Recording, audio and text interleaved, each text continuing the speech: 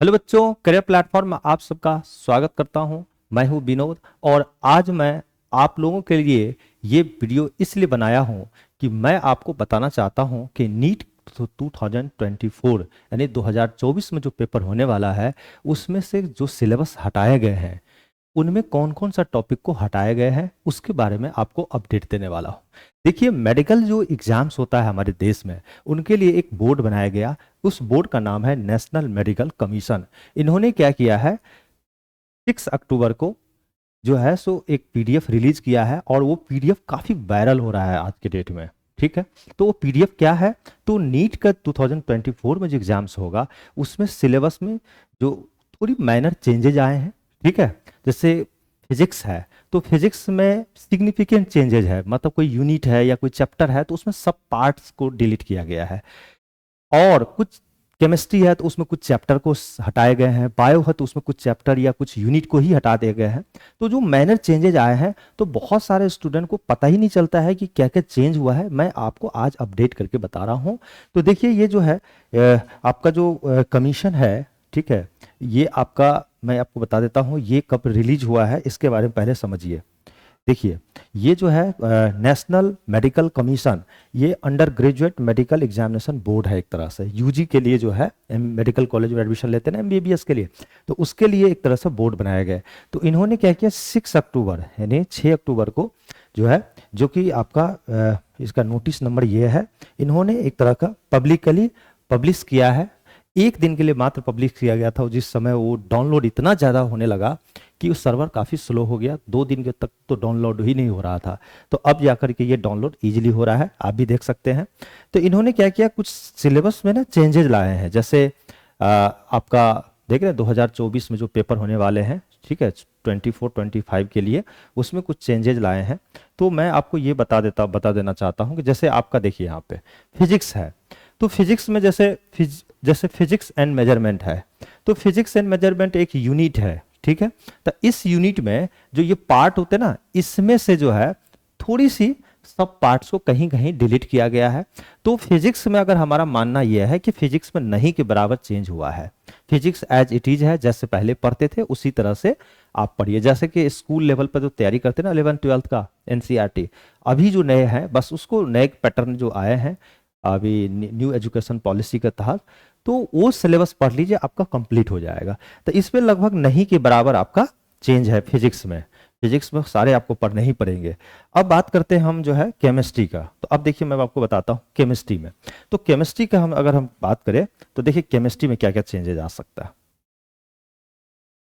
देखिए, केमिस्ट्री में क्या होता है, एक अगर हम बात करें केमिस्ट्री का, तो केमिस्ट्री में तो एक आ गया आपका फिजिकल केमिस्ट्री। नहीं, फिजिकल केमिस्ट्री, इसमें ज़्यादातर सवाल आपको मिले पूछे जाते हैं। एक हो जाता है इनऑर्गेनिक केमिस्ट्री, इनऑर्गेनिक केमिस्ट्री, ठीक है। और तीसरा जो हो गया आपका ऑर्गेनिक हो गया, ऑर्गेनिक केमिस्ट्री। तो इसमें क्या चेंज आया, देखिए फिजिकल केमिस्ट्री में अगर हम बात करें तो स्टेट्स ऑफ मैटर, अगर हम बात करें इसका, तो कुछ यूनिट को डिलीट किया गया है। ठीक है, फिजिकल केमिस्ट्री में 3 पार्ट होते हैं ना, फिजिकल, ऑर्गेनिक, इनऑर्गेनिक। तो फिजिकल केमिस्ट्री में जो है आपका state of matter, solid state and surface chemistry, 3 unit, 3 जो है हटा दिया गया है। कौन कौन सा आपको नहीं दिखने को मिलेगा, एक तो states of matter, states of matter ये आपको नहीं दिखाई देगा। ठीक है, उसके बाद आपको सॉलिड स्टेट, ये भी नहीं पढ़ना है आपको। ठीक है, ये भी डिलीट है। और सरफेस केमिस्ट्री पूरी तरह से हटा दिया गया। ठीक है, तो ये 3 यूनिट जो है आपका फिजिकल केमिस्ट्री से डिलीट किया गया। और इनऑर्गेनिक केमिस्ट्री से पूरी तरह से एस ब्लॉक एलिमेंट को देख रहा हूं मैं, हटा दिया गया है। ठीक है, एस ब्लॉक एलिमेंट आपका इनऑर्गेनिक केमिस्ट्री से। और ऑर्गेनिक केमिस्ट्री से जो आपका डिलीटेड है, ऑर्गेनिक से एक तो पॉलीमर है और दूसरा केमिस्ट्री इन डेली लाइफ। एक तो पॉलीमर है, ठीक है, जैसे नायलॉन वगैरह पढ़ते थे आप, जैसे ना पॉलीमर, और chemistry in daily life, chemistry in daily life, तो ये भी आपका यूनिट जो है डिलीट किया गया है। तो ये तो रहा फिजिकल केमिस्ट्री, ऑर्गेनिक और इनऑर्गेनिक है। उसी तरह से बायो की अगर हम बात करें तो बायो में आप जैसे केमिस्ट्री है तो आपने देख लिया, बाकी सारा चैप्टर एज इट इज है। कुछ कुछ पार्ट है जो इसके सब पार्ट्स को हटाए गए हैं, तो उसको थोड़ा सा आपको दिमाग पे रखना है ना। ऑर्गेनिक केमिस्ट्री में आप देख ही रहे हैं। अगर हम बात करते हैं यहाँ पे,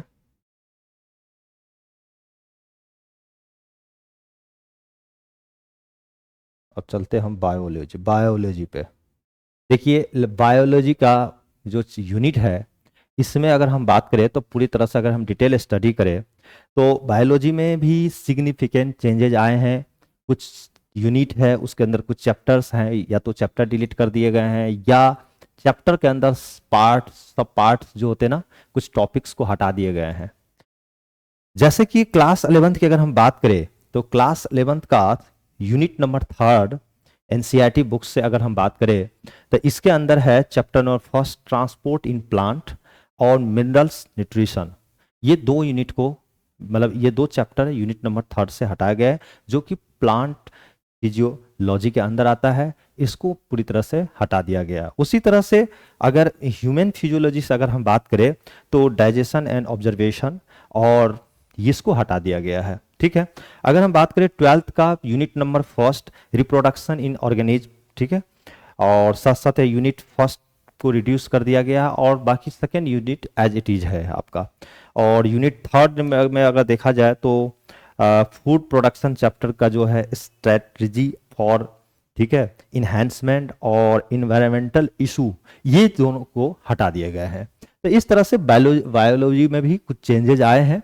तो देखिए मेरा कहना यह है कि अगर बायो की बात करें, जैसे अगर हम बायो पढ़ रहे हैं, ठीक है, और आपको कह रहा है कि किसी ने अगर कहा कि, या आप सिलेबस देख रहे हैं कि जिस चैप्टर डिलीट हो गया और आपको बहुत खुशी हो रही होगी कि चलो इतना कम पढ़ना पड़ेगा, मेरा मानना यह है कि जो भी चैप्टर डिलीट हुआ है, आपको लगता है वो डिलीट किया गया है, लेकिन वो चैप्टर ना किसी न किसी तरह से वो एक दूसरे से कनेक्ट होता है। तो जब आप तैयारी कर रहे हैं तो एक बार जरूर जो चैप्टर डिलीट हुआ है उसको भी ओवरव्यू लीजिए, क्योंकि वहां से भी काफ़ी सारी कॉन्सेप्ट होगा दूसरे चैप्टर में, उसका यूज हो जाता है, उसका कई जगह यूजेज है। तो उसका जब आप अगर नहीं जानेंगे तो कनेक्ट नहीं कर पाएंगे, क्योंकि नीट के क्वेश्चन थोड़ी से घुमा करके पूछा जाता है। इसीलिए मेरा मानना है कि जब तक आपका पेपर नहीं होता है, जो चैप्टर है अभी सिलेबस में उसको तो अच्छे से करना ही है, जो डिलीट हो गया एक बार उसको भी एक तरह से दिमाग पे बैठा लेना है कि उसके अंदर क्या क्या चीज़ें हैं, क्योंकि सारे चीज़ें एक दूसरे से कनेक्ट होता है। अगर हम किसी चीज़ को अगर काट के हटा देते हैं, हमें तो लगता है रिड्यूस हुआ, लेकिन वो रिड्यूस नहीं होता है। समझ रहे बातों को, क्योंकि वो एक दूसरे से कनेक्ट होता है, तो आपको पढ़ना ही पड़ेगा किसी न किसी हालत है, ठीक है, हालात में। तो आप उसको तैयारी अच्छे से कीजिए, बहुत बेस्ट रहेगा। और आपका एग्जाम का डेट भी आ चुका है, ज़्यादा समय नहीं है। अब आपका 5 मई को नेक्स्ट ईयर पेपर होने वाला है नीट का, और मैं आशा करता हूँ कि आपका रिजल्ट 100% होगा। Wish you all the best. Thank you career platform के टीम से।